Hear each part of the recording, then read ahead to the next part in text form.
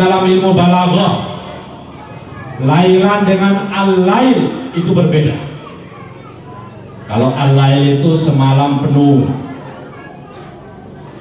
tapi kalau lailan qalilun minal lail, sedikit saja dari malam. Makanya pada peristiwa malam Isra Mi'raj itu Rasul pada saat itu tidur di rumah istrinya Ummu Hani. Dan malam itu Ummu Hani masih melihat Rasulullah Shallallahu Alaihi Wasallam bertahajud. Tetapi kenapa besoknya dia menceritakan bahwa dia telah melakukan perjalanan Isra Mi'raj? Menurut sejarah, kalau kita mau melihat bagaimana sebenarnya peristiwa ini adalah peristiwa luar biasa, karena perjalanan secara manual dari Masjidil Haram ke Masjidil Aqsa, yang waktu itu belum ada mobil apalagi pesawat, berarti kendaraan yang umum itu adalah unta. Minimal dia harus memakan waktu sekitar 8 bulan. Itu Isra itu. Belum lagi Rasul melanjutkan perjalanan dari Masjidil Aqsa ke langit yang ketujuh sampai pada akhir langit, di atas langit, yaitu Sidratul Muntaha. Kejauhan yang sudah tidak bisa dihitung oleh ilmu fisika, oleh ilmu alam. Tetapi saya ingin menunjukkan sedikit saja beberapa yang bisa diukur oleh ilmu alam. Terus terang saja, sebelum kesini saya baca buku dulu, makanya tahu. Yang saya baca itu Al-Quran dan Ilmu Kealaman yang ditulis oleh Profesor Dr. Baikuni, ahli fisika pertama di Indonesia dan ahli atom, dan sekarang sudah almarhum. Dulu saya waktu S2 di UI Jakarta pernah diajar oleh beliau, alhamdulillah. Jadi saya pernah mencicipi ilmu beliau.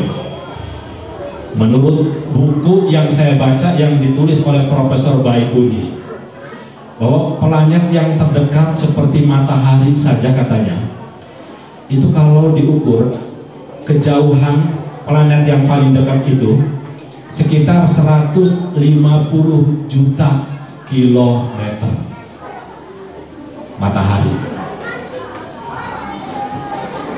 Matahari itu kejauhannya katanya 150 juta kilometer. Dan itu kalau ditempuh dengan kecepatan pesawat yang kecepatannya itu kecepatan cahaya. Dijelaskan juga di situ kecepatan cahaya itu sekitar 300.000 per detik.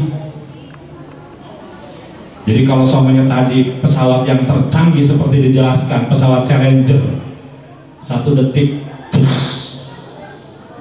itu baru 20.000. Ini kecepatan cahaya itu sudah 300.000 kilometer. Kata Pak Baikuni, kalau dengan mengukur kecepatan cahaya, itu cahaya kalau dipantulkan baru sampai ke bumi setelah 5.000 tahun. Bisa dibayangkan, 5.000 tahun baru nyampe ke bumi. Itu matahari, planet yang terdekat. Belum lagi menghitung jauhnya langit. Langit yang pertama, kedua, sampai ke ketujuh, sampai ke Sidratul Muntaha, itu sudah tidak bisa dihitung lagi. Berarti Rasulullah kalau memang dia itu mengendarai kendaraan ke Sidratul Muntaha dengan kendaraan yang berkecepatan cahaya 1000 kali lipat.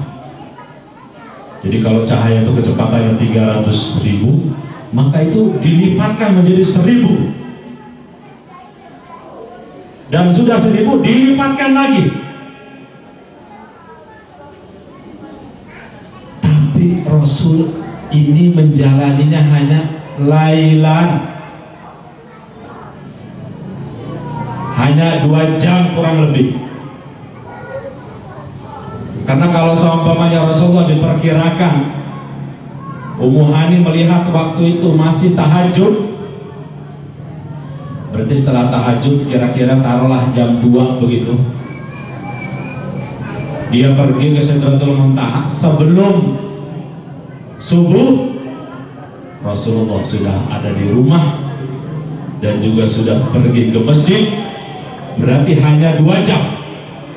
Makanya kemudian para sahabat banyak yang melarang, jangan kau sampaikan ya Rasulullah, kamu bisa dianggapnya gila karena Anda melakukan sesuatu yang sulit diterima oleh akal sehat. Makanya ayat di sini diawali dengan subhan. Ayat yang diawali dengan kata-kata subhan. Di sini ada yang namanya Pak Subhan? Ada enggak? Kalau ada, kayaknya ini seru ini.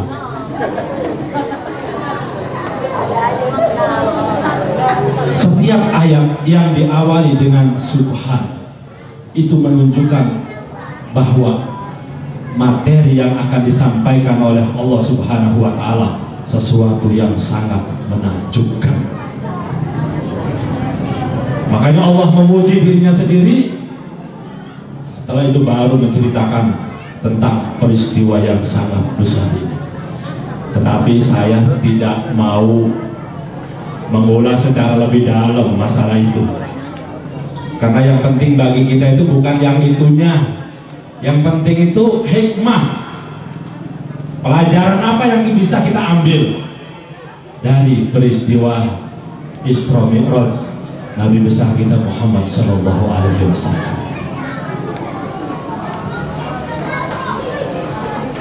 Isra dan Mi'raj. Isra itu artinya berjalan di malam hari.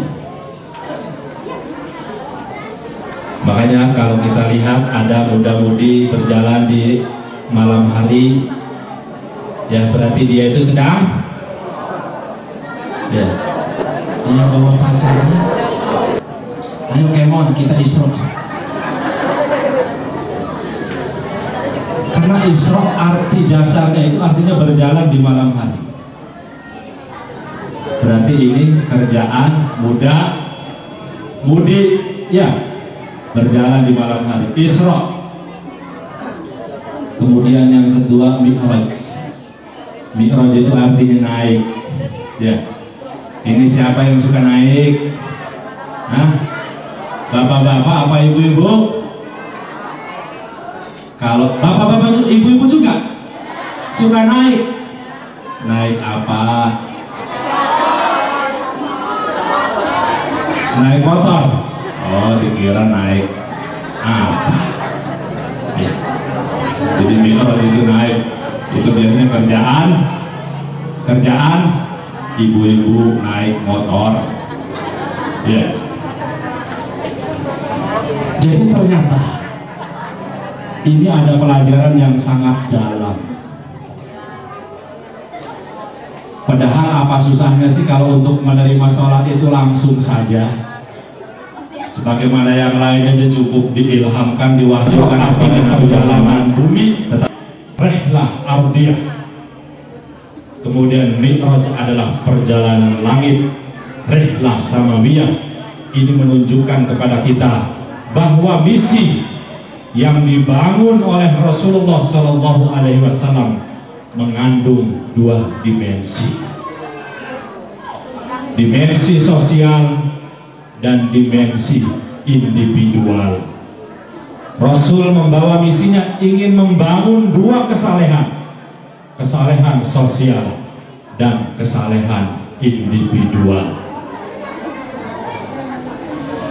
Keterangan hadis Rasul, kesalehan sosial itu justru penekanannya lebih keras.